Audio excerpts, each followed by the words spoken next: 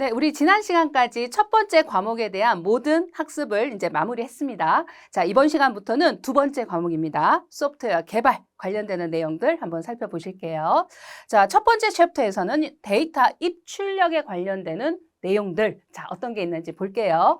첫 번째는 자료 구조와 관련해서 자료 구조의 여러 가지 저장 형태 그리고 특징 이런 것들이 이제 등장을 하는데 굉장히 중요한 내용들이 많습니다. 잘 좀 확인해 주시도록 할게요.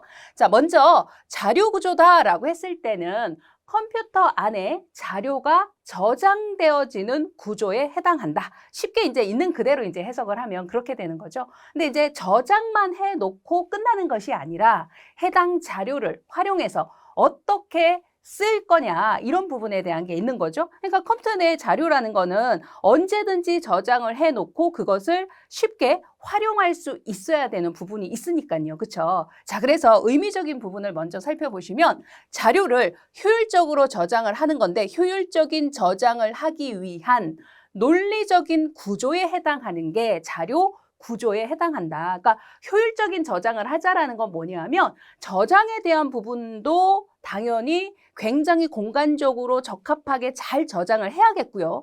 그 다음 저장을 하고 난 뒤에 이 자료를 활용을 할 때도 쉽게 활용을 할 수 있어야 되는 거죠. 예, 그런 의미에서 효율적인 저장이라는 이제 표현을 사용을 한 거죠.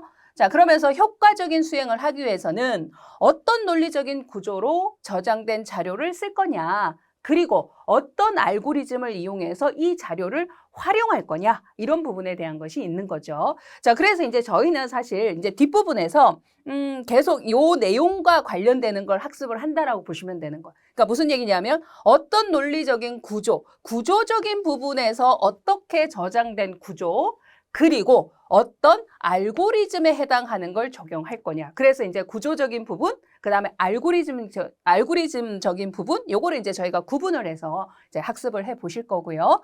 그러면서 자, 여기에서 두 가지 형태로 크게 나누자 이렇게 얘기합니다. 물론 이제 세분화되어진 부분은 훨씬 더 많습니다. 근데 크게 일단 두 가지로 나누면 자료를 저장하는 구조 그리고 운영법에 따라서 선형 구조와 또 하나는 비선형 구조에 해당하는 것으로 구분하자. 일단은요. 모든 내용들에 대한 게 대부분 그러하지만 종류에 대한 것을 구분하는 거. 이거는 항상 기본이잖아요. 그죠? 그러면 여기에서도 마찬가지입니다. 선형 구조에 해당하는 자료 저장 구조가 어떤 거냐? 그 다음에 비선형 구조에 해당하는 저장 구조는 또 어떤 게 있느냐? 종류를 기본적으로 구분하시고요. 왜냐하면 질문하기 가장 편리하잖아요. 다음 중 선형 구조가 아닌 것은 뭐 이런 식으로 그쵸? 예, 그래서 먼저 종류 구분을 해주시고 그리고 각각의 자료 저장 구조에 대한 특징, 운영법 이런 거에 대해서 이제 구분을 해두시면 됩니다. 자, 그렇다면 우리가 선형 구조에 해당하는 것부터 해서 자료의 저장 구조 이제 확인을 한번 해보셔야죠. 자, 선형 구조라는 거는 뭐냐? 자료를 선형이잖아요. 있는 그대로 여러분 해석을 좀 해주셔야 되거든요. 그러니까 자료를 연속적으로 연결해서 연속적으로 예, 선형적이다라는 것 자체를 여러분이 해석할 때 쭉 연속돼 있다. 이렇게 이제 생각을 해주시면 됩니다. 연속적으로 연결해서 저장하는 구조에 해당하는 것이고 그 종류로는 1차적으로 종류에 대한 거 구분하자라고 제가 말씀을 드렸잖아요. 그죠? 예, 어떤 게 있다? 스택, 큐, 대큐, 그리고 리스트 구조가 있다. 자, 일단 종류 먼저 구분하셔야 돼요. 스택, 큐, 데크, 그리고 리스트 구조. 약간 생소하실 수도 있을 것 같아요. 그런데 여러분이 이 표현에 대한 거 자료 저장 구조라든지 이런 부분 나올 때 굉장히 많이 등장을 하거든요. 그러니까 잘 구분하셔야 됩니다.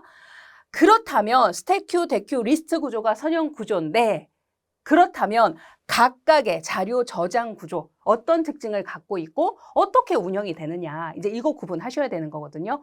첫 번째 이제 봅니다.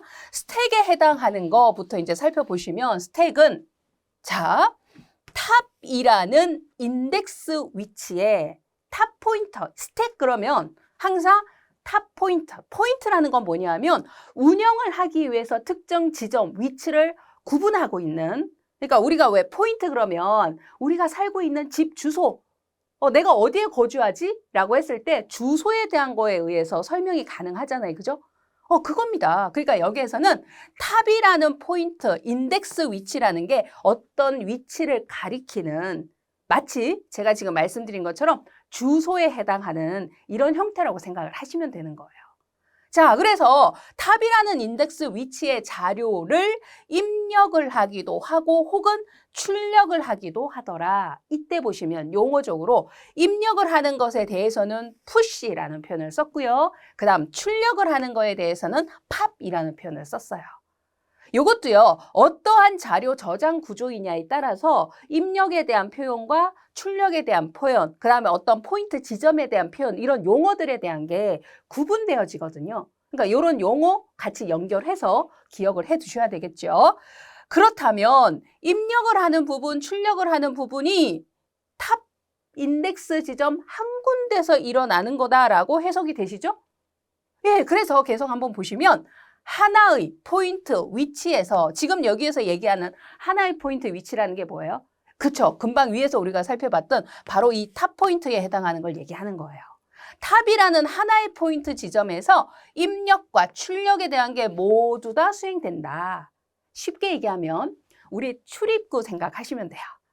보통의 경우 우리 이제 건물이 굉장히 이제 크거나 이러면 좀 운영이 다를 수 있지만 보통 우리 가정집의 경우를 생각을 해보시면 여러분 현관문 들어가실 때 그다음에 어떤 안방문 열고 들어갈 때 이럴 때 있잖아요. 그럴 때 보면 들어가는 문과 나오는 문이 동일하죠. 그거예요. 그러니까 여기서 말하는 게 하나의 포인트 위치에서 입력, 들어가기도 하고 그곳으로부터 나오기도 한다. 이 얘기예요. 그런데 우리가 왜 때때로는 이런 경우 있잖아요. 우리 이제 가정집 말고 굉장히 큰 건물에 해당한다. 그래가지고 사람들의 방문이 굉장히 많은 곳이에요. 그러면 이제 편리한 운영을 위해서 어떻게 하느냐 하면 여기는 입구다. 들어올 때는 일로 들어와라. 그 다음에 나갈 때는 출구, 이쪽은 출구다. 이렇게 구분하기도 하죠. 입구와 출구를, 그죠? 그런 경우는 이거와 이제 다른 의미가 되잖아요. 그죠? 바로 그렇게 이해를 해주시면 돼요. 예, 그래서 하나의 포인트 위치에서 입력과 출력이 모두 다 수행이 되는 형태이다 보니 특징적으로 가장 마지막에 입력된 자료가 가장 먼저 출력되는 가장 마지막에 입력된 게 가장 먼저 출력된다 이렇게 해석을 했거든요. 이건 여러분이 이제 어떻게 이해를 해주시면 되느냐 하면 자, 박스가 하나가 있다 생각을 해주시면 되는 거예요. 물건을 여러분이 담습니다. 물건을 담을 때 하나씩 들어가요. A라는 애, B라는 애, C라는 애 이런 식으로 켜켜이 쌓이겠죠. 이렇게. A가 제일 먼저 들어간 상황이겠죠. 지금 상황에서는. 그죠? 그 다음에 B, 그 다음에 C 이렇게 이제 입력이 된 거예요. 그러면 여기에서 끄집어낸다라고 해볼게요. 반대로 이제 꺼내자. 그럼 누구부터 제일 먼저 나와야 돼요? 그렇죠. C가 제일 먼저 나와줘야지 되는 거잖아요. C가 먼저 나오고 그래야 B가 나올 수 있고 그 다음에 A가 나올 수 있더라. 이 얘기거든요. 그러니까 켠켠이 쌓여지는 이 물건 박스를 생각을 해주시면 됩니다. 그래서 이 얘기하는 거죠. 가장 마지막에 입력된 자료가 가장 먼저 출력이 되더라. 그래서 이거를 이제 영문 표현에서 보면 last in, 마지막에 들어간 것이 first out, 가장 먼저 나온다. 이 해석이거든요. 그래서 첫 글자만 따서 LIFO 구조이다. 그래서 LIFO 구조다. 이렇게 이제 표현을 하는 거죠. 어때요? 이해되시죠? 자, 요게 이제 특징적인 부분이라면 이때 입력과 출력에 해당하는 부분에서 제가 이미 여기에서 이제 그림을 그려서 설명을 해드렸잖아요. 요거 그대로 이제 생각을 하시면 되는데 조금 더 공간적인 부분하고 연결시켜서 이 구조 자체를 논리적으로 공간 크기하고 비교를 좀 해보자는 거거든요. 여기서 말하는 거는 자 보셔요. 스택의 전체 공간의 크기를 n이라고 하자. 전체 공간의 크기를 n이라고 가정하자. 이렇게 얘기한 거죠. 자, 그랬을 때 공간 요소의 순번을 0부터 순번에 대한 거는 우리 좀 전에 앞에서 어떤 지점을 가리키는 인덱스 탑 포인트 이렇게 구분했었잖아요. 바로 그거예요. 일단 탑 포인트가 가리키는 어떤 데이터가 들어가는 곳의 순번 위치를 0번부터 매기겠다. 그러니까 쉽게 얘기하면 우리가 어떤 물건의 번호를 매길 때 순차적으로 매길 건데 1번, 2번, 3번, 4번 이렇게 매길 거냐 아니면 0번부터 시작해서 0, 1, 2, 3, 4로 매길 거냐 이 얘기인 거거든요. 그러니까 여기에서는 예를 들어 0부터 매긴다고 가정하자 이 얘기예요. 보통 이제 컴퓨터 내부에 자료를 저장을 하실 때는요. 특정 지점을 가리키면서 순차적으로 어떤 위치에 대한 번호를 매길 때 인덱스 지점에 대한 번호를 매길 때 0번부터 매깁니다. 우리 보통의 경우 이제 뭐 십진수 상에서 1, 2, 3, 4 이렇게 보통 매기는 거 많이 흔히들 하고 있지만 사실은 십진수에 대한 수의 범위가 0부터 시작을 하잖아요. 그죠? 0, 1, 2, 3, 4, 9번까지잖아요. 그죠?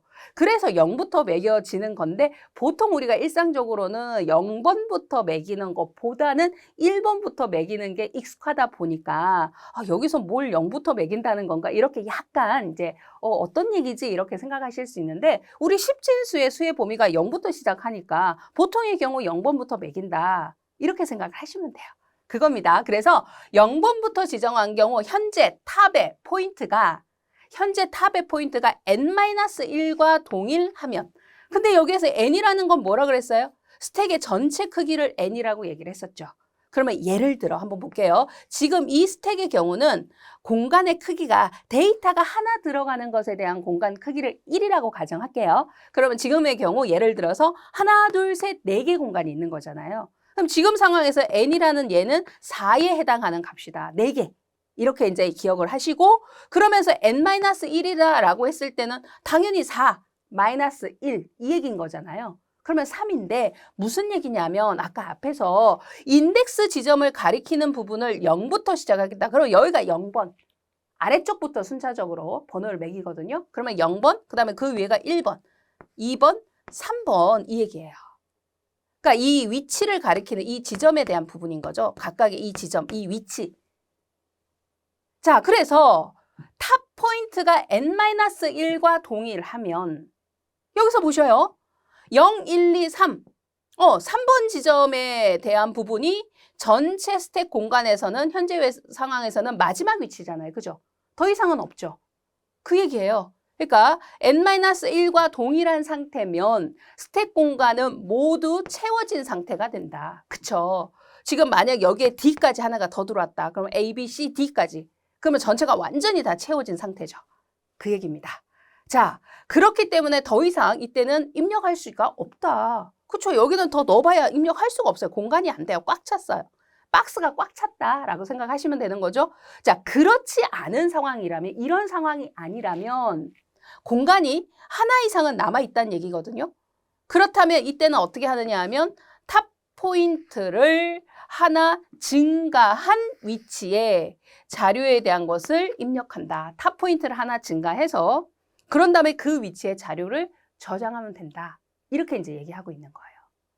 그러면 이제 여기에서 이제 운영 상태에서 제가 여기에서 설명하고 있는 거, 그 다음에 알고리즘을 구문으로 표현해 놓은 거, 이거에 맞춰서 다시 한번 자, 데이터 입력하는 거 한번 해볼게요. 자, 스택에 해당하는 공간이 있어요.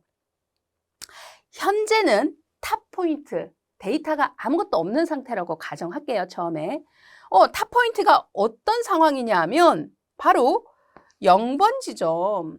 그러니까 0번 지점에 해당하는 거를 가리켜야 되는데 현재 이 상황에서 0번부터 매기는 상황이면 자, 여기가 이렇게 제가 0번에 해당하는 부분 이렇게 이제 지점이라면 탑 포인트는 어디에 놓여 있는 거냐면 0번에 해당하는 것보다 더 아래쪽. 그러면 우리 그냥 십진수에 해당하는 수치값으로 표현한다고 가정하면 이럴 때 이제 탑에 대한 기본 초기값을 얼마로 주느냐 하면 -1로 줘요. 왜냐하면 -1에서 하나 증가하면 0이 되잖아요. 그쵸? 그런 상황으로 이제 시작을 한다. 이렇게 보시면 돼요. 그렇다면 자, A라는 데이터를 하나 넣고 싶은 거예요. 그러면 얘가 무조건 집어넣어. 이렇게 하는 게 아니라 바로 여기에서 설명했던 이 내용에 대한 것이 어떠한지 상태에 대한 걸 먼저 파악을 해요. 그런 다음에 공간이 있구나라고 파악이 되면 그때 데이터를 넣어줍니다. 그래서 구문 한번 살펴볼게요. 요거는 여러분이 이제 뒤쪽에서 프로그램 언어 쪽 하시게 되면 어렵지 않게 사실 해석이 되는 건데 일부 요거를 해석하기 위해서만 일부 부분만 일단 우선적으로 먼저 이해를 합시다. 그러니까 어느 부분을 이해하자라는 거냐면 바로 if라는 구문하고요. else라는 구문 요것만 이해를 일단 할게요. 뭐 프로그램에 관련되는 건 뒤쪽에 뭐 엄청 자세하게 합니다. 근데 요것만 일단 우선 기억하시면 if는 우리 흔히 그 영어 구문에서 해석하는 그대로 만약에 이렇게 해석이 되는 거예요. 네. 그래서 만약에 이렇게 이제 뭘 해석을 하느냐? 조건에 대한 거 해석하는 거거든요. 그래서 만약에 탑 포인트가 n-1과 동일하다면 지금 여기에서 같다에 해당하는 것은요. 프로그래머 언어 구문에서는 보통 우리는 같다, 동일하다 이제 이렇게인데 같다, 동일하다 이렇게 이제 해석을 하잖아요. 그래서 프로그래머 언어 구문에서는 기호가 조금 바뀌는 것도 있지만 일반적으로 그대로 해석하셔가지고 같다에 해당하는 게 왼쪽에 있는 부분과 오른쪽에 있는 부분이 동일하다면 이렇게 if 구문에서 해석을 할 때, if 구문 상에서 해석을 할 때는 이제 그렇게 해석이 돼요. 만약에 탑 포인트의 값과 n-1에 해당하는 값이 동일하다면 이렇게 해석이 되는 거예요. 여기서 이제 then에 해당하는 것은 뭐뭐 하다면 여기에 이제 해석에 대한 부분이다라고 보시면 되고요. 그렇다면 오버플로다. 오버플로라는 건 뭐냐면 공간이 꽉 찼어. 그 얘기거든요. 아까 이제 앞에서 요거 우리 비교해드렸죠. 예, 그걸 구문으로 그대로 명시를 하고 있는 거예요. 자, else, 그렇지 않다면은 뭐가 그렇지 않다는 거예요? 그죠? 탑 포인트가 n-1과 동일하다가 그렇지 않다라는 거잖아요. 그죠? 그러면 꽉 차 있는 상태가 아니다. 뭔가 공간이 하나라도 있다 그 얘기인 거예요. 그런 상태라면, 꽉 차 있는 상태가 아니라면이 여기서는 else에 해당하는 부분인 거죠. 그렇다면 뭘 수행을 하라고 돼 있냐면 탑은 탑 플러스 1 이렇게 돼 있죠. 이거는 어떻게 해석이 되는 거냐면 탑 포인트의 값을 하나 증가시켜서 탑이라는 변수에 넣어줘라. 이 말인즉슨 해석을 하실 때 요게 이제 여러분이 프로그래밍 구문 학습을 하시고 나면 편리한데 지금 편하신데 이해가 지금 처음 보시는 분들은 그냥 탑은 탑 플러스 1이라는 건가? 이렇게 생각할 수도 있잖아요. 그 얘기는 아니고 일반적인 구문에서 조건문이 아니라 일반 구문에서 탑은 탑 플러스 1 이런 식으로 이제 기록을 해놓은 거는요. 오른쪽의 수식 결과를 왼쪽 변수 공간에 대입을 해서 넣어라. 저장을 해라. 이런 의미거든요. 결과적으로 탑 값이 하나 증가된다. 이렇게 해석이 되는 거예요. 그럼 보셔요. 지금 현재 여기에 처음 초기값이 탑은 마이너스 1인 상태에서 출발을 했어요. 근데 얘를 하나 증가하면 탑이 얼마가 돼요? 그쵸. 마이너스 1에서 플러스 1 하나 증가됐으니까 0이 되겠죠. 그러면 0에 해당하는 지점을 가리키게 돼요. 0 지점을 가리키게 됩니다. 탑 포인트가. 그런 다음에 보셔요. 스택에 탑 포인트 지점에다가 아이템을 뭐 해라? 대입해서 써라. 삽입해라. 그 얘기예요. 데이터를 넣어라. 그 얘기예요. 그러면 0번 지점에다가 데이터를 넣어라. 그렇게 해석이 되는 거예요. A라는 데이터가 있다 그러면 A라는 데이터가 이제 드디어 들어가게 되는 거죠. 그러면서 지금 현재 이 상황에서는 처음에 탑은 마이너스 1로부터 출발을 했지만 A 데이터가 하나 들어가 있는 상황에서는 탑 포인트가 하나 증가해서 탑 값은 0. 그러니까 이 지점을 가리키고 있는 거예요. 0. 이 지점을 탑 포인트가 가리키고 있는 거예요. 이해되시나요? 요겁니다. 만약에 B라는 데이터를 또 삽입할 거야 그러면 이게 또 반복되는 거예요. 공간이 있는지 확인을 해요.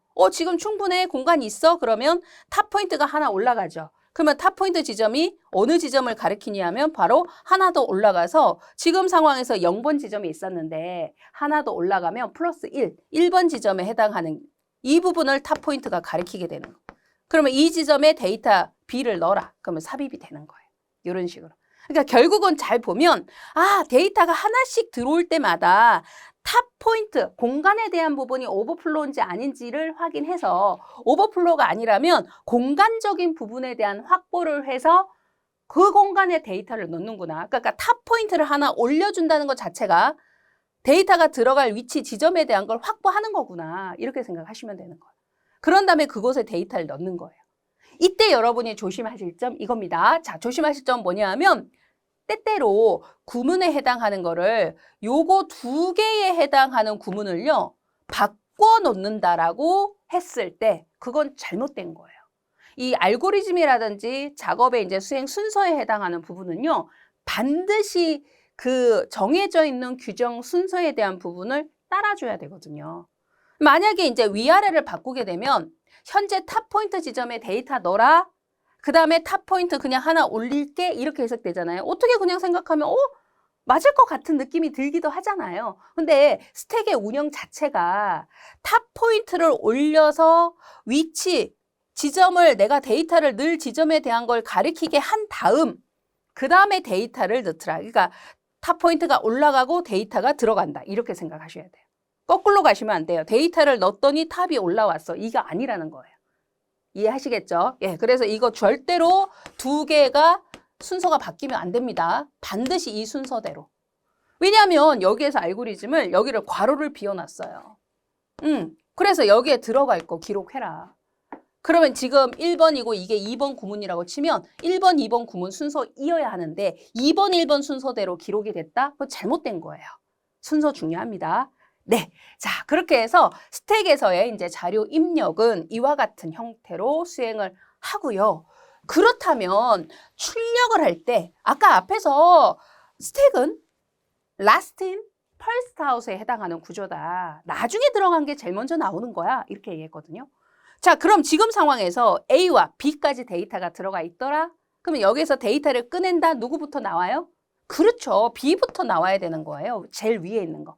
거꾸로 나가는 게 이렇게 이제 나간다라는 부분이니까. 그렇죠? 이때 이제 역시 알고리즘에 해당하는 부분을 한번 확인을 해 보실 건데 현재 탑 포인터가 마이너스 1이면 자 이거는 여러분 보셔요. 현재 탑 포인트가 마이너스 1이다라는 부분은 좀 전에 우리가 삽입을 할 때 탑 포인트의 초기값을 제일 처음에 아무것도 없는 상태일 때 얼마를 주고 출발했다? 마이너스 1. 그쵸? 마이너스 1을 주고 출발을 한다. 아무것도 없을 때 데이터가.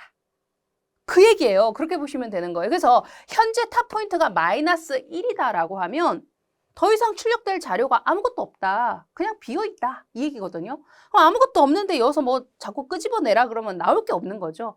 그래서 만약에 탑 포인트의 값이 마이너스 1과 같으면 그때는 아무것도 없는 거야. 이때 이제 언더플로우라는 표현을 이제 쓴 거죠. 아무것도 없어. 비어있어. 이제 그런 얘기예요. 그렇지 않다라는 얘기는 무언가 데이터가 하나 이상은 존재한다. 이런 얘기거든요. 그러면 이제 들어있는 데이터가 있으니 그거를 끄집어내는 거, 출력하는 거 가능하잖아요. 그죠? 그래서 그렇지 않으면 출력할 자료가 있는 거기 때문에 어떻게 하느냐 하면 현재 탑 포인트 지점에 있는 값을 꺼내라. 지금 같은 상황에서 보셔요. 탑 포인트가 누구를 가리키고 있어요? B를 가리키고 있잖아요. 그죠?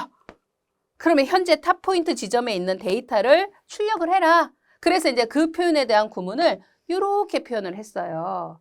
요거는 이제 어떤 의미냐면 스택의 탑 포인트 지점에 있는 값을 꺼내서 어디다 넣으라 그랬어요? 템프 이런 거는 이제 임시 변수라 그래서 데이터를 임시로 보관을 해놓는 곳 뭐 이런 정도의 의미로 사용이 되거든요. 물론 항상 템프라는 이름으로 정해져 있느냐? 그렇진 않아요. 이름이 바뀔 수 있어요. 다만 구문을 기록하는 순서에 의해서 오른쪽에 같다 기호를 중심으로 해서 오른쪽에 있는 것이 왼쪽으로 들어간다거든요. 항상. 그래서 탑 포인트 지점에 있는 값이 템프 임시 변수 안에 들어간다는 얘기는 결국 해석 자체를 스택의 가장 상위에 있었던 탑 포인트 지점에 있는 거를 꺼내서 임시 변수 템프에 넣어라. 이렇게 해석을 하시면 되는 거예요. 네, 그러면 이제 빅데이터가 나갔어요. 그러면 탑 포인트가 항상 스택상에서 가장 위에 있는 데이터를 가리키는 지점 포인트거든요. 근데 B가 나갔어요. 그럼 더 이상 이 지점이 데이터가 가장 위에 있는 지점이 아니죠? 그러면 탑 포인트 입장에서는 어떻게 해야 돼요? 나 하나 내려가자. 여기 이제 데이터 없잖아. 이렇게 되는 거예요. 그래서 탑 마이너스 1. 우리가 데이터를 삽입할 때는 탑 플러스 1을 통해서 탑 포인트 위치를 올렸죠. 근데 데이터가 빠져나가 버렸어요. 그러면은 가장 상위에 존재하는 것을 가리키는 탑 포인트 입장에서 또 내려가야죠. 그러니까 데이터가 나갈수록 탑 포인트는 점점 어떻게 돼요? 그쵸? 점점점 내려오는 거예요. 위치적으로. 그러면 그 다음에는 이제 또 A를 가리키고 있는 거고 A를 가리키고 있다가 또 A까지도 나갔어요. 그러면 이제 완전히 내려가겠죠? 그러면 탑 포인트가 마이너스 1이 되는 시점이 되겠죠. 그러면 이제 비어있는, 그래서 더 이상 삭제할 게 없는 그런 상태가 된다. 이렇게 해석을 하시면 돼요. 네, 그래서 지금 여기에서도 마찬가지 이 두 개 문장에 해당하는 게 서로 바뀌었다. 안 된다는 거예요. 데이터를 꺼내라. 그런 다음에 포인트를 내려라. 이렇게 해야 돼요. 근데 아까 삽입할 때는 반대였죠. 탑 포인트를 올려라. 그거 공간을 확보해라. 그 얘기인 거예요. 그 다음에 데이터를 넣어라. 이렇게 했다면 삭제를 할 때는 데이터를 꺼내라. 그 다음에 탑 포인트는 내려라. 이렇게 해석을 해주셔야 되는 거예요. 그래서 이거 두 위치도 절대로 순서가 바뀌어서는 안 된다라는 거. 되셨죠? 자, 이렇게 해서 삽입과 삭제를 하는 스택에 해당하는 용어에서는 삽입을 하는 거는, 입력을 하는 거는 푸시, 그 다음에 출력하는, 삭제를 한다 혹은 출력을 한다 이렇게 했을 때는 팝, 이렇게 이제 표현을 합니다. 용어적인 부분도 같이 구분하시고요.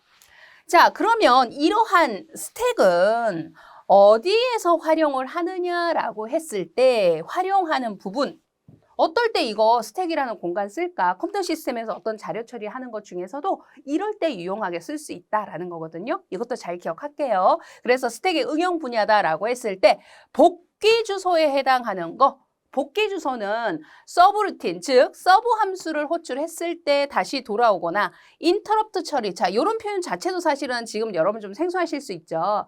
서브루틴은 뭐냐면 내가 메인이 되는 함수예요. 그러니까 메인, 내가 이제 주체적으로 어떤 일을 하는 사람인데 다른 사람한테 어떤 일을 시켰어요.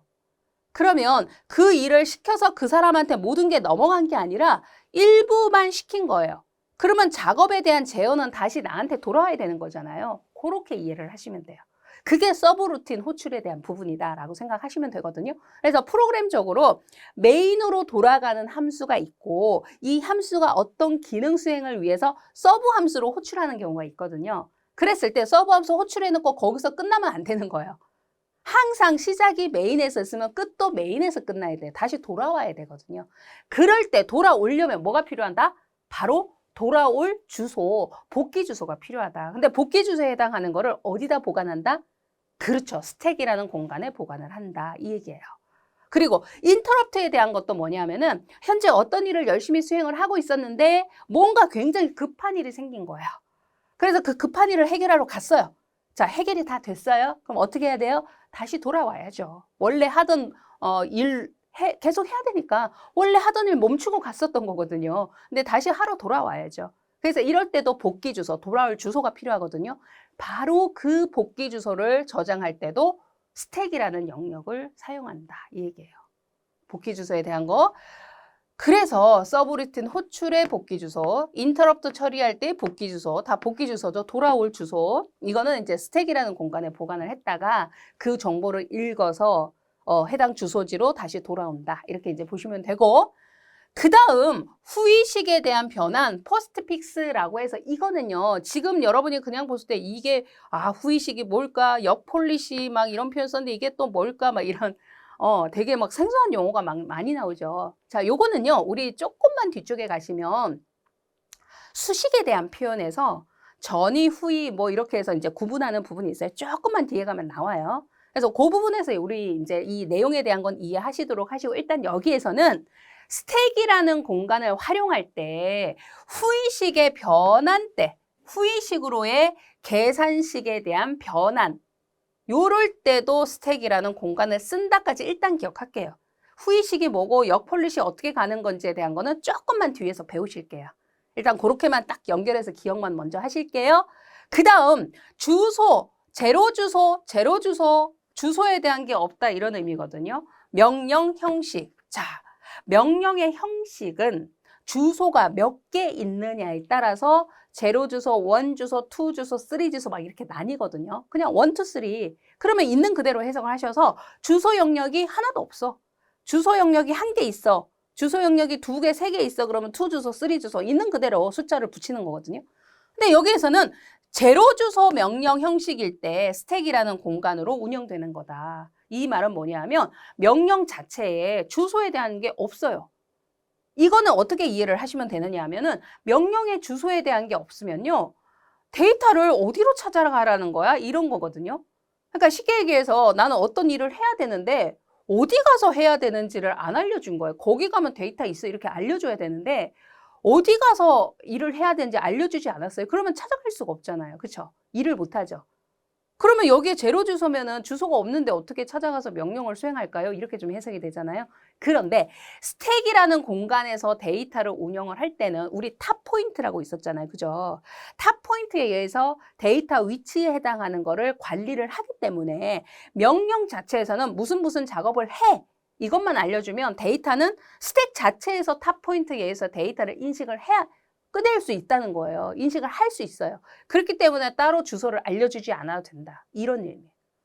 그래서 스택은 제로 주소 명령 형식일 때 활용을 또 하는 공간이다. 이렇게 또 연결을 하시면 되겠고, 그리고 자, 요것도 살짝 여기에서는 바로 이해하기가 조금 어려울 수 있는데 뒷부분에 가면 우리 비선형 구조에서 그래프라는 구조가 또 나오거든요. 근데 그래프에 운영을 하는 부분에 있어서 깊이 우선 탐색이라는 운영법이 있어요.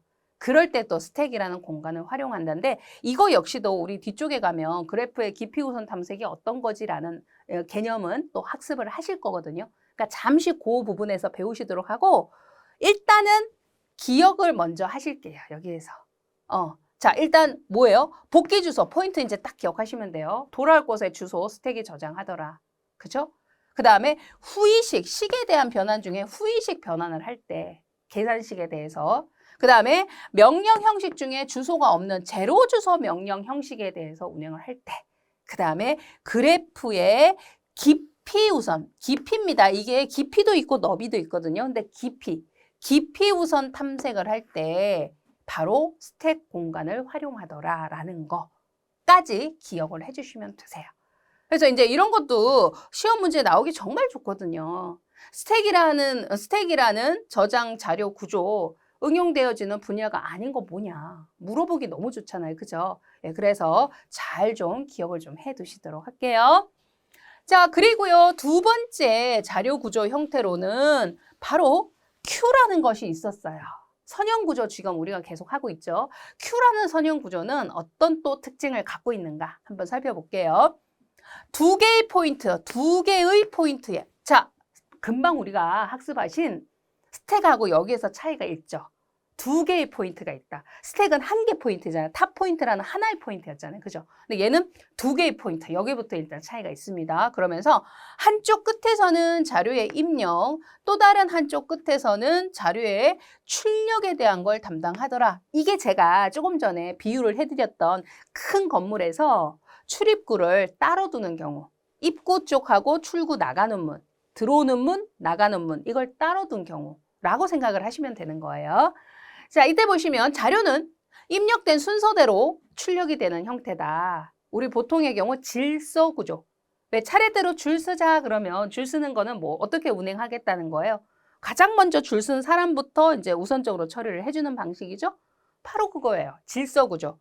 그래서 여기 때는 first in, first out 형태로 운행이 된다. 그래서 FI, F4 구조에 해당한다. 이렇게 이제 구분하시면 되는 거고, 이때 보시면 자료의 입력을 담당하는 입력 시점을 리어 포인트, 그리고 출력을 담당하는 부분을 프론트 포인트란 형태로 구분을 하더라. 이렇게 이제 얘기를 하고 있어요.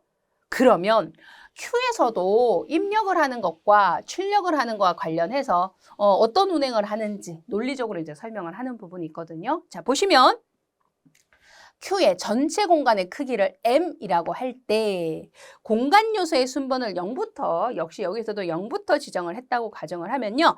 리어 포인트가 M-1과 동일하면 Q의 공간은 모두 채워진 상태이고 리어 포인트라는 거는 아까 뭐를 담당한다 그랬냐면요. 데이터의 입력을 담당하는 포인트 지점. 그러니까 입구 쪽이에요. 입구, 들어오는 쪽.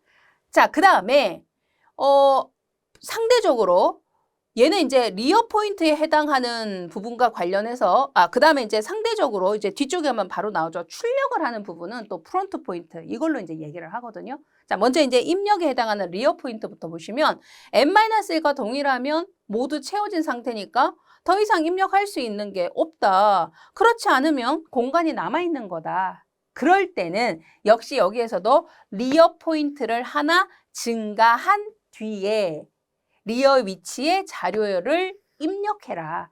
마치 이거는 탑 포인트를 하나 증가한 뒤에 현재 탑 위치의 데이터를 입력을 해라 라고 얘기한 스택과 유사하게 해석이 되어지는 부분이죠. 그러면 얘는 이제 역시 얘도 그림을 그려서 한번 표현을 해볼게요. 자, 여기에서 이 부분이 입력을 하는 부분이다 라고 가정을 할게요. 입력을 하는 입구 쪽. 이쪽 문이 입구 쪽. 그러면 반대쪽이 출구 쪽이거든요. 그러니까 여기가 입구에 해당하는 쪽. 그러면 여기에 리어 포인트에 해당하는 것이 운영이 된다라고 보시면 되는 거예요. 여기서부터 이렇게 들어가는 방향. 물론 이거를 이제 거꾸로 해서요. 이렇게 들어가는 방향으로 하면 여기가 리어가 되겠죠? 그 다음에 여기가 프론트가 되고요. 여러분이 또 헷갈릴 수 있으니까 조금 또 바꿔드릴까요? 보통 보면 우리가 오른손잡이 이렇게 글씨를 이렇게 쓰다 보니까 여러분이 또 헷갈릴 수 있기도 할 수 있을 것 같아요. 그럼 여기에서 입력 들어오는 걸로 해볼게요. 이렇게 입력. 뭐 의미는 똑같거든요. 입력을 하는 입구 쪽이다. 그러면 여기가 뭐가 되겠어요? 그쵸? 리어 포인트가 되겠죠. 이렇게. 그러면 이 반대쪽에 해당하는 게 뭐겠어요? 출력을 하는 부분이다. 이렇게 되니까 여기가 프론트에 해당하는 포인트가 관리가 되겠다. 이렇게 이제 보시면 돼요. 물론 출발은 만약에 지금 아무것도 없어요. 그러면 리어 포인트하고 프론트 포인트가 같은 지점으로부터 일단 출발해서 움직여요. 그런데 여기에서 이제 운영되어지는 게 양쪽으로 이제 갈리면서 이 프론트에 대한 출력을 하는 쪽은 이쪽 방향에서 입력을 하는 쪽은 또 반대쪽 방향에서 이렇게 들어가거든요. 자, 한번 보셔요. 지금 현재 상황에서 일단 아무것도 없어요. 비어 있어요. 그리고 전체 공간의 크기를 n만큼의 사이즈라고 이제 가정을 할게요. 뭐 공간이 4개다, 5개다 이렇게 수치로 이제 대입해서도 좋고요. 그랬을 때 지금 보니까 리어 포인트에 해당하는 게 0번부터 이제 들어간다? 그러면 n-1과 리어 포인트가 동일하다? 뭐 그러면 채워진 건데 그렇지 않다? 그러면은 공간이 있다 이런 얘기거든요. 그러면 지금도 한번 비교를 해볼게요. 만약에 이 m이라는 공간의 크기를 예를 들어 4라고 가정을 할게요. 4라고 가정하고 n-1을 하면 4 빼기 1, 3이잖아요. 그죠? 그러면 리어 포인트가 3과 동일하냐? 이거를 봐야 되는데 현재 출발을 하는 상황에서는 얘네들도 마찬가지로 처음 초기값을 -1 놓고 출발하거든요. 프론트에 해당하는 것도 처음에 출발할 때 -1 놓고 이제 출발을 해요. 그러면 지금 이제 계산상에 의하면 3과 -1이 똑같으냐? 이 얘기잖아요. 그죠? 아니잖아요. 그러면 공간이 있다. 이런 얘기니까. 그럼 어떻게 해라? 리어 포인트를 하나 증가한 뒤에 리어 포인트 하나 증가해라. 그러면 수치상으로 계산했을 때 -1 플러스 1이니까 0이 되겠죠. 0번 지점에, 그쵸. 그러면 여기가 이제 0번 지점이라고 가정을 하면 0번 지점에 데이터를 넣어라. A라는 데이터 넣는다. 그러면 이렇게 들어간다는 거예요. 이 지점에 데이터가 들어갔다는 거예요. 이렇게 들어간 거예요. 이렇게 A. 이해 가시죠? 그 다음 또 계속 하나 더, 2개 더 해볼까요? 그 다음에 만약에 이 상황에서 그러면 리어 포인트는 이제 0이 된 거예요. 그죠? 그 다음에 비교했더니 또 3과 같니? 아니잖아요. 그럼 공간이 있으니까 또 데이터 넣어. 이렇게 되는 거거든요. 그러면 여기에서 이제 그 다음에 자 위치적으로 여러분이 이제 파악을 했을 때 여기에서요. 요렇게 들어오기 시작하잖아요. 그러면 B가 어디로 가야 돼요? 지금 이제 공간이 이렇게 좀 제가 이쪽에서 그리면 이렇게 좀 길게 가야죠. 그러면 공간에 해당하는 부분이 플러스 1에 해당하는 상황이면 그 다음에 이렇게 들어오면 자 1이 되어지면서 B 이렇게 들어가야 되죠. 그죠? 데이터는 요렇게 지금 들어오고 있는 거예요. 들어오고 있는 거예요. 그 다음에 또 들어갔다. 그러면 C 이렇게 들어간다는 2번 지점에 인덱스 그러니까 데이터를 가리키는 포인트 지점 인덱스 지점이 요렇게 간다는 거예요. 그 다음에 만약에 얘가 이제 꽉 차서 그러면 위치를 요렇게 조금 바꿔줘야 되는 상황이겠죠? 지금 제가 요렇게 요 위치로 바꿔야 되겠죠? 자, 그러면 여기에서 데이터를 이제 빼내는 상황으로 가보자. 라고 하면 현재 프론트는 제일 처음 시작할 때 -1 준 상태였고 아무것도 변화를 준 게 없죠. 그냥 데이터 넣기만 했어요. A 넣고 B 넣고 C 넣고 이렇게만 했어요. 그죠? 그러면 얘가 이제 빠져나갈 때는 이게 어떻게 될 거냐 하면 프론트가 관리를 해요. 데이터가 들어올 때는 프론트가 아무 관여를 하지 않죠. 여기에 프론트에 대한 얘기 없잖아요. 그죠? 리어가 무조건 관리를 해요. 프론트는 관여하지 않아요. 삽입할 때는. 근데 이제 삭제할 때, 데이터가 빠져나갈 때는 이제 프론트가, 그때는 또 리어가 관여하지 않아요. 자, 그러면 이제 한번 여기에서 연결해서 봐볼게요. 그러면 출력을 하는 부분에서 어떻게 가느냐. 지금 이 상황에서 그대로 이제 연결을 한번 해볼게요. 출력을 하는 상황에서는 이렇게 나가주는 거거든요. 반대 방향. 이렇게 아까 들어왔잖아요. 그죠? 이쪽 방향은 입력만, 리어가 관리하는 곳. 그 다음에 이렇게 나가는 거는 출력, 프론트가 관리하는 부분이라고 보시면 되는 거. 그러면 프론트에 이제 수치적인 값의 형태로 보셨을 때 초기값 -1, 얘도 마찬가지로 이렇게 출발을 했잖아요. 그죠? 그러면 이 상태에서 이제 얘는 뭐를 비교를 하느냐 하면 Q의 리어 포인트하고 프론트 포인트가 동일하다. 만약에 동일하다. 두 값이 동일하다. 그러면 자료가 없는 상황이다. 이렇게 해석이 돼요. 이거는 이제 우리가 조금 더 또 살펴볼게요. 만약에 그렇지 않다면 출력할 자료가 있는 거다. 그러면 지금 한번 비교해 봅시다. 리어 포인트는 어디까지 왔어요? 아까 A, B, C를 넣으면서 리어 포인트는 지금 현재 인덱스가 2인 상황인 거예요. 그죠? 근데 지금 상황에서 프론트는 얼마예요? -1 그대로 갖고 있잖아요. 두 값이 동일합니까? 얘는 2고 얘는 -1이고. 아니죠. 그러니까 지금 동일하다면 출력할 자료가 없는 거야 그랬는데 아니죠. 그렇지 않으면 출력할 자료가 있는 거예요. 지금 출력할 자료가 있는 거예요. 그죠? 이러면 이제 어떻게 하겠다 그랬냐면 프론트 포인트를 하나 증가해라. 그런 다음에 프론트 위치에 있는 자료를 출력해라. 현재 프론트가 -1이에요. 하나 증가하면 얼마? 0이죠. 그러면 0번 지점에 있는 데이터를 빼라. 출력해라. 0번 지점에 누가 있나요? 지금 A가 있잖아요. 그러면 A가 출력. 그러면 A가 출력된다. 이렇게 되는 거예요. 되셨나요? 그러면 이제 프론트 값이 이제 지금은 이제 얼마가 됐어요? 0인 상황. 그러면서 0번 지점에 있는 A가 출력이 된 거예요. 만약에 여기서 또 출력을 더하면 또 비교하겠죠? 프론트가 0이고 리어가 2예요. 두 값이 똑같니? 그랬어요. 아니죠. 아니라는 얘기는 출력할 데이터가 있다는 얘기예요. 그러면 프론트 값을 하나 증가해라. 증가하면 0에서 하나 증가하면 1이 되죠. 그러면 1번 지점에 있는 데이터 누구예요? B죠. 얘를 또 출력을 해라. 나가는 거예요. 이해가시죠? 또 C까지 빼볼까요? 자, 지금 1이에요. 지금 리어는 2예요. 서로 다르죠? 그러면 데이터가 있구나. 그럼 프론트 하나 증가하면 2가 되죠? 2번 지점에 있는 데이터 누구예요? C죠. C를 또 빼내라. 됐죠? 또 한 번 시도를 해보시면 리어에 해당하는 값 현재로서 2잖아요. 그죠? 리어 지금 출력 작업하는 동안 리어는 뭔가 변화가 있는 게 전혀 없죠. 리어는 전혀 관여하지 않아요. 프론트만 일을 해요. 근데 프론트는 이제 얼마가 됐어요? 지금 상황에서 2가 됐죠. 리어의 값 2와 프론트의 값 2가 동일하죠. 포인트 지점이 바로 이거예요. 지금 리어 포인트와 프론트 포인트가 동일하다면 그 얘기예요. 그러니까 지금 여러분도 보신 것처럼 A도 나가고 B도 나가고 C도 다 나갔어요. 더 이상 데이터가 없잖아요. 이 상황에서 딱 비교해 봤더니 리어 포인트하고 프론트 포인트가 똑같은 거예요. 그렇다면 어떤 상황이다? 출력할 자료가 없는 상황이다. Q가 비어 있다. 이렇게 되는 거예요. 어때요? 이해 가시죠? 예, 프론트 비교에 의해서 데이터가 있는지 없는지 이렇게 이제 판단을 하는 거예요. 되셨나요? 이겁니다. 이렇게 이해를 해주시면 돼요. 네, 그래서 지금 이 상황에서 보시면 A, B, C 순서대로 들어왔었는데 나갈 때도 보니까 A, B, C 순서대로 나가는 거네. First in, first out. FIFO 구조에 해당한다. 이렇게 이제 해석이 되시는 거죠.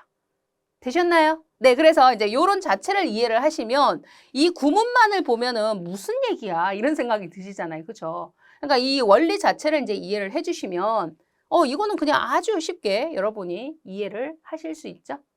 자, 됐습니다. 이렇게 해서 이제 출력에 해당하는 부분까지 그렇다면 Q도 어디에서 활용이 되는가라고 기억을 해 주실 때 얘는 작업 스케줄링, 그 다음에 스풀 운영 처리에서 이렇게 얘기했는데 이거 두 개 다 얘기하고 있는 이 둘 다요. 순서대로 처리되어야 하는 그런 운영에서 그러니까 작업 스케줄에 해당하는 건 뭐냐면 이렇게 생각하시면 돼요. 여러분이 오늘 나는 1번부터 10번 순서대로 작업할 거야 하고 스케줄을 잡았어요. 그러면 당연히 여러분이 그 스케줄을 순서를 잡은 이유는 있겠죠. 다양한 이유가 있겠죠. 뭐 급한 걸 먼저 한다든지 뭐 여러 가지 이유가 있겠죠. 그러면 1번 다음에 2번하고 2번 다음에 3번 이렇게 순차적으로 진행을 하잖아요. 컴퓨터 시스템도 마찬가지. 어떤 작업을 수행을 하는 부분에 있어서 순차적으로 정해놓은 순서 1번, 2번, 3번 순서대로 스케줄을 잡았어요. 어떤 작업에 대해서. 그러면 당연히 1, 2, 3번 순차적으로 진행을 해야지 맞는 거잖아요. 그러니까 순서적으로 진행을 해야 되는 거죠. 그 다음에 스풀에 해당하는 거. 스풀은 어떤 거냐 하면은 여러분이 이제 그 사무실에서 공유 프린터를 사용을 한다라고 가정했을 때 A, B, C라는 사람들이 프린터를 출력을 보냈어요. 명령을. 그러면 A, B, C 이 사람들이 출력을 보낸 거에 어떤 순서대로 출력 결과가 나오느냐 하면 당연히 보낸 순서, 우선순위대로 가장 먼저 보낸 게 가장 먼저 출력이 되죠. 가장 나중에 출력을 보낸 게 당연히 결과물도 가장 나중에 나오잖아요. 그러니까 순차적으로 처리가 돼야 되죠. 반드시. 이게 막 섞이면 안 되죠. 절대로. 그렇죠? 그게 바로 스풀 운용이에요. 이해 가시죠? 그거예요. 그래서 Q라는 것은 무조건 FIFO에 해당하는 운영 형태니까 순차적으로 운행되어야 되는 부분에서 응용을 하는 거구나 라고 구분을 해주시면 되는 거예요. 되셨죠? 자, 그렇다면 이제 세 번째 구조는 데크라는 구조가 있는데 데크에 해당하는 것도 금방 확인하신 Q처럼 두 개의 포인트로 운영이 되는 거예요. 양쪽 끝에 입력과 출력을 하는 두 개의 포인트가 있는데 이때 이제 특이할 점은 뭐냐면 양쪽 끝에서 입력과 출력이 뭐라 그랬어요? 모두 다 가능하다. 입출력이. 그러면 여러분이 금방 Q에서 보셨던 이 파이프처럼 생긴 이런 구조, 한쪽에서 입력, 한쪽에서 출력됐던 이 구조를 자, 입력이 왼쪽에서도 되고 왼쪽에서 출력도 되는 거예요. 또 오른쪽 끝에서도 입력에 대한 게 되고 출력에 대한 것도 되더라. 이 얘기예요. 그러니까 Q에 해당하는 게 어떻게 된 거예요? 좀 확장이 된 거죠? 네, 그렇습니다. 그러니까 얘는 더블 앤드 Q의 약어에 해당하는 개념으로 데크라고 한 거고 결국은 Q의 개념을 확장한 거라 할 수 있다. 양쪽 끝에서 입력과 출력이 모두 다 되는.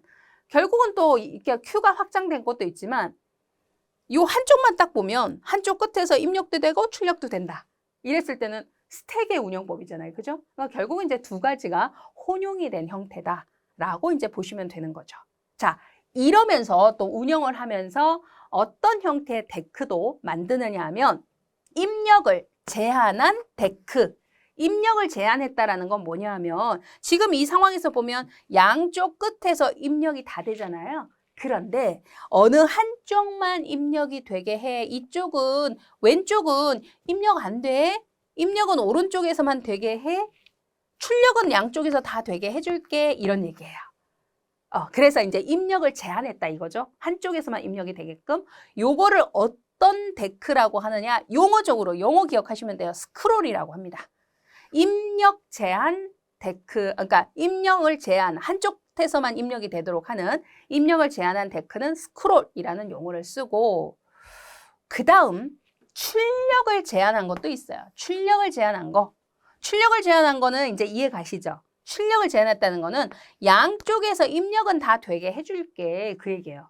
그런데 출력은 한쪽에서만 어느 쪽이든 간에 출력은 한쪽에서만 되도록 해 이거예요. 그래서 출력을 제한했다.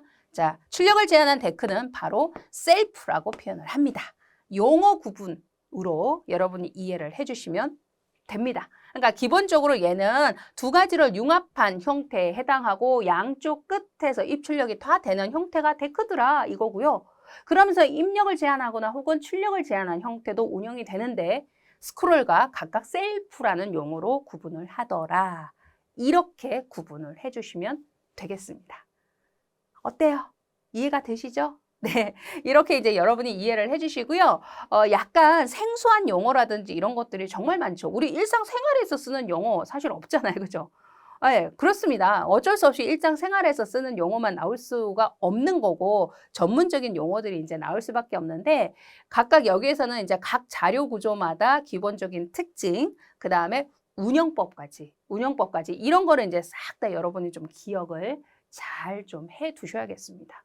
지금 여러분 이제 제가 앞에서도 제가 OT 할 때도 이제 말씀을 드렸지만 다시 한번 여러분이 어느 정도 지금 이제 첫 번째 과목도 끝났고 이렇게 좀 학습을 진행하고 계시는 상황인데 지금 학습을 하시는 것 자체가 필기 시험만을 대비한다라고 생각하시지 마시고 조금 어렵지만 나는 현재 이 시간을 필기와 실기 시험 두 가지에 모두 다 투자하는 거다. 그래서 살짝 어려울 수는 있지만 나는 두 가지 모두 시험에 투자를 하는 시간이니까 이 정도는 내가 조금 더 견디고 학습을 해보자.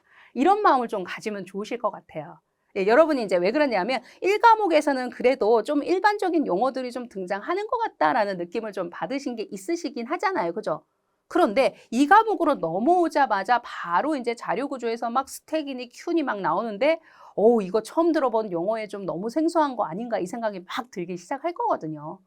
그런데 이제 뒷부분 가면 또 이게 같이 뭐 섞여 있어요. 그래서 전문 용어에 해당하는 것도 나오기도 하고 또 비전문 뭐 굳이 전문 용어 해석을 안 하셔도 그냥 일반적인 용어로 해석을 또 하는 것도 있고 뭐 여러 가지가 섞여 있는데 지금 이 과목 넘어오자마자 여러분이 새로운 용어들 때문에 좀 당황하실까 봐 제가 다시 한번 학습에 대한 거 짚어드리는 거예요. 그러니까 이것 자체가 필기뿐만 아니라 실기를 같이 대비하는 거니까 단순히 그냥 필기 때 기출문제를 암기하는 거에서 끝나시면 안 된다라고 말씀드렸던 게 이제 그런 부분에 대한 것도 있잖아요. 그죠? 근데 필기 사실 아무리 합격을 해도 실기 합격을 안 하면 자격증이 안 오잖아요. 그죠? 필기는 계속 뭐 좋은 성적 받을 수 있는데 실기에서 자꾸 떨어지면 자격증 자체를 취득을 할 수 있는 게 아니니까. 그쵸? 예, 그래서 좀 생소하지만 두 가지를 다 학습하는 시간이니까 요 정도 내가 감내하면서 시간 투자하고 반복 학습. 한 번 들어서 힘들면 두 번 듣고 두 번 들어도 조금 애매하면 또 세 번 듣고 반복이 필요한 거예요. 그죠? 예, 반복 학습을 하시면서 확실하게 이 개념 자체를 지금 한번 정리해 두시잖아요. 그러면 필기 때도 나오고요. 실기 때도 또 나와요. 그럼 얼마나 좋아요. 한 번 학습에 두 가지 다 대비가 되니까 너무 매력적이라고 제가 말씀드렸잖아요. 그죠? 예, 그렇게 좀 대비합시다. 그래서 조금 어렵지만 다시 한번 또 다 잡고 마음을 다시 다 잡으시고 또 열심히 또 뒷부분도 우리 학습을 좀 해보시도록 할게요. 예, 뒷부분에 계속 자료 구조 관련되는 내용들 또 등장을 하죠. 예, 뒷부분 내용을 또 다음 시간 계속 이어가도록 하겠습니다.